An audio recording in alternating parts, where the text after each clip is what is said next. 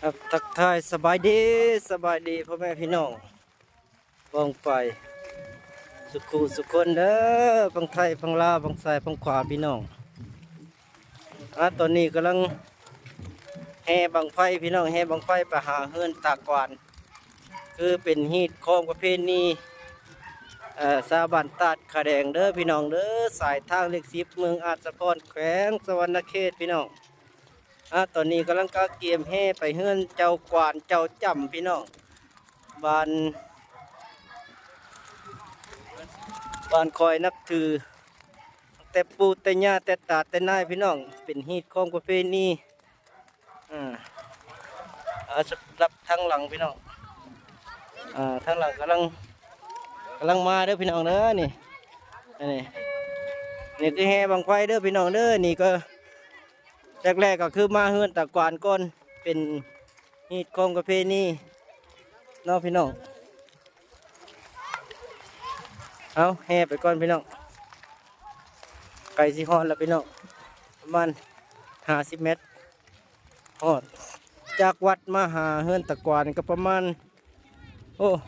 200 เมตรพี่น้องประมาณ200 เมตรย่างมา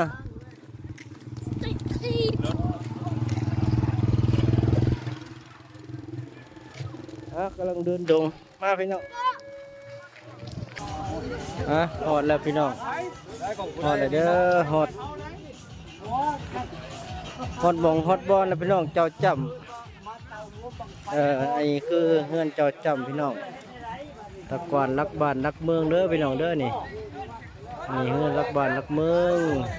ประเพณีชาวบ้านตากระแดงนับถือมาพี่น้องมาฮอดจอดถึงแล้วพี่น้องนี่ฮอดจอดถึงกับเพิ่นที่ใดคำว่าจ่าเนาะมีเล็กน้อยนุ่มกลุ่มมันเต่าผู้แก่ว่าผู้แพ้วหลากหลายพี่น้องกำลังทยอยมาบุญบังไฟเด้อพี่น้องเด้อบุญบังไฟบ้านใต้ขาแดงเป็นมือเต่ามือโฮมคือมื้อนี้พี่น้องวันที่4 เดือน 4พี่น้องวันที่4 เดือน 4เด้อมื้อนี้เป็นมือวันศุกร์พี่น้องวันศุกร์สนุกสนานมาเด้อพี่น้องเด้อมาลินมามวนนำกันมาเล่นมีการคบกันเด้อพี่น้องเด้อนี่หลังจากเจ็ดจิตพิธีแล้วก็ที่ใดลงวัดพี่น้อง